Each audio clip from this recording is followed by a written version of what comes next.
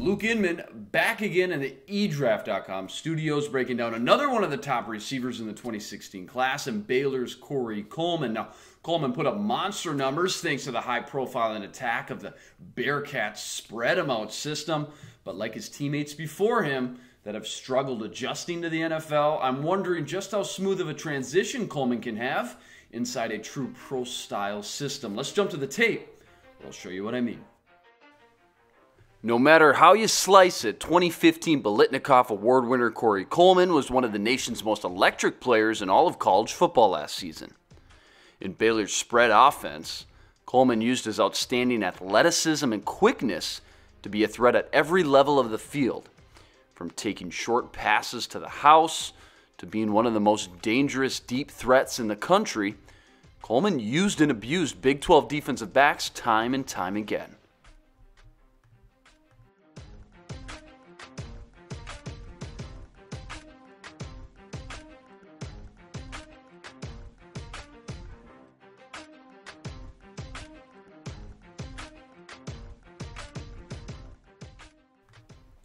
Now, while he ran a limited route tree inside the spread him out Bearcat system, it's tough to hold that against Coleman, as he did what he was asked and was more than effective understanding how to get open on routes like quick slants and comeback routes, consistently picking up big chunks of yardage.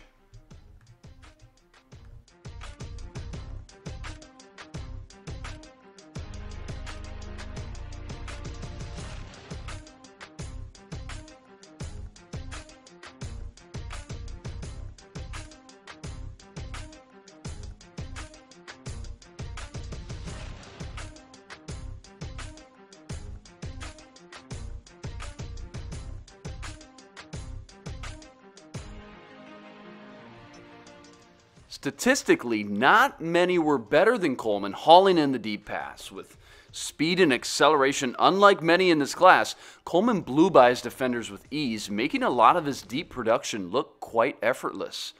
When he was contested in jump ball situations, Coleman looked natural adjusting to the ball and played bigger than his 5'11" frame would indicate.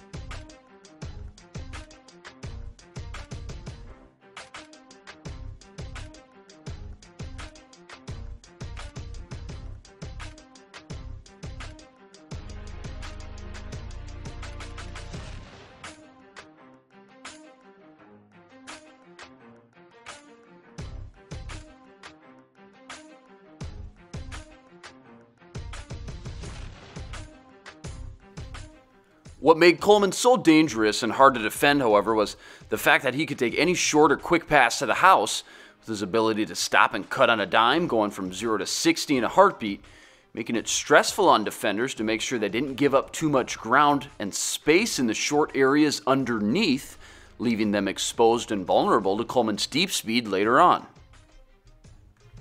I mean, it doesn't need much explaining. The ultra-quick-footed Coleman is violent with his cuts combined with explosive nature to make defenders miss, and it's easy to see why Baylor wanted the ball in this kid's hands.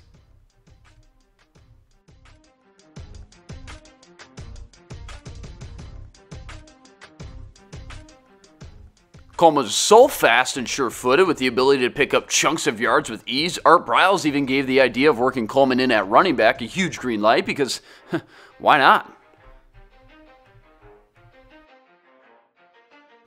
Unfortunately, as we've seen before, being a productive and efficient receiver in the Big 12 is a far cry from a sure thing when it comes to transitioning smoothly into the NFL. Baylor alone has had a bad rap for having big-name star wideouts leave the program for NFL stardom, only to be washed away by bigger and more physical defenders they just weren't used to, as speed alone hasn't been able to carry the same success for Bearcats' former players when reaching the next level. I'm going to be that guy and play devil's advocate for a second. Let's look back at a few of Coleman's big plays we saw earlier and ask ourselves, was this the product of an elite first-round playmaker, or a lack of talent on the defensive side of the ball. It's easy to get carried away and sucked into the big numbers and accolades Coleman produced, but ask yourself if his deep speed and quickness alone is enough to still succeed at the same level in the NFL, where everyone is fast and even more physical.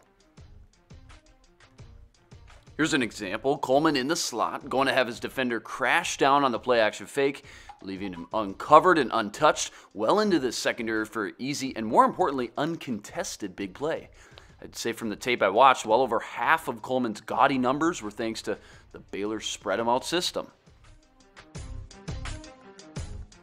Here's another one. Ball at the 15-yard line. Coleman's defender giving him a 10-yard cushion and free release up the line, thanks to the defense forced to defend the run, leaving no safety help. Not sure what this cornerback's game plan was here, but he gets turned around for another Coleman touchdown, and it just really doesn't get much easier than that. When cornerbacks played up close and tight, I saw more times than not Coleman looked uncomfortable, having a hard time muscling his way off the line of scrimmage.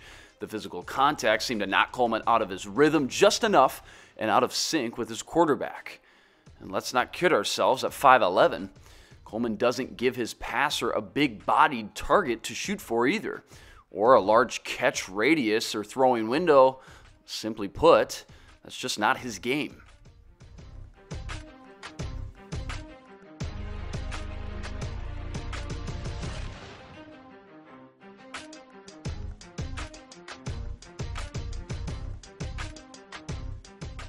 And while none of these wideouts are perfect, I have to say I saw a plethora of drops by Coleman.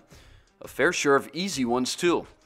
While it's one thing to be unable to haul in contested passes, it's really a completely other demon to drop so many catchable balls due to a simple lack of concentration and focus.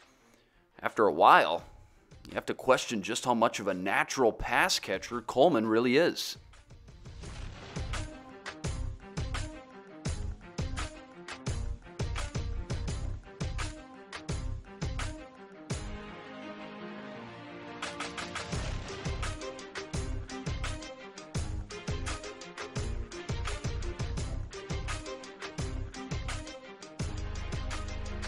The speed is electric, and the numbers are downright silly, but let's be careful before we overread into Corey Coleman's production and expect too much, as we've seen in the past with the productive Baylor wideouts before him. While at times he looks like a Mike Wallace in his prime or an Emmanuel Sanders in between the hashes, it's hard for me to say for sure he can do the things he did in college at the next level. I don't see the potential to be a team's true number one wideout like guys like Laquan Treadwell, Josh Doxson, or Michael Thomas. That doesn't mean Coleman can't have a flashy and productive role inside someone's offense as a great complementary inside receiver. But is that worth enough to warrant a first-round pick?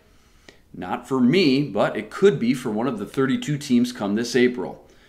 Stay tuned for plenty more draft coverage presented by eDraft.com. For everybody at eDraft Sports, I'm Luke Inman, signing out.